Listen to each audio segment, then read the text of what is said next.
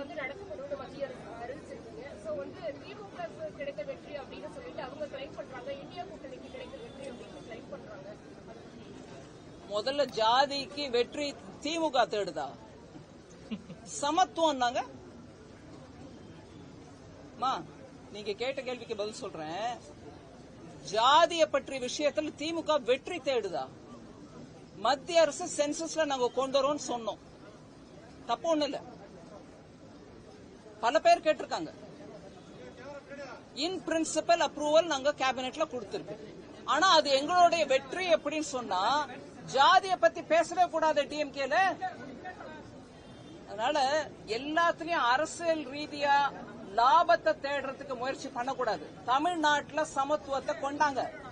Census வரும் எப்படியா இருந்தாலும், அதுல இந்த டேட்டா வரும் எப்படியா இருந்தாலும், எல்லாருக்கும் அந்த டேட்டா வெளிப்படையா உதவுறதுக்கு தான் சென்சஸ் மூலமா எடுக்கிறோம்.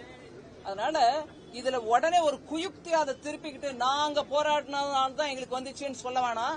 இன்னைக்கும் நான் தெருவுல போகும்போது போர்டு பாக்குறேங்க, ஜாதி பேருடன் பேரு இந்த தமிழ்நாட்டுல இன்னைக்கும் இருக்குது. ஜாதி விவகாரத்துல இன்னைக்கும் கழிவு, மனித கழிவை குடிநீர்ல சேர்க்கிறது இந்த தமிழ்நாட்டுல தான் நடந்திருக்கு. எங்கேயும் நம்ம கொஞ்சம் ஒரு விதமா நாங்க நல்லா முன்னேறிட்டு இருக்கோம், வடக்குல சில ஸ்டேட்ஸ் பாருங்க முன்னேறல அப்படின்னு சொல்றாங்களே, அந்த ஸ்டேட்ல கூட இந்த மாதிரி மனித கழிப்பை கொண்டு போய் தண்ணீரை குடிக்கிற தண்ணீரை சேர்க்கல.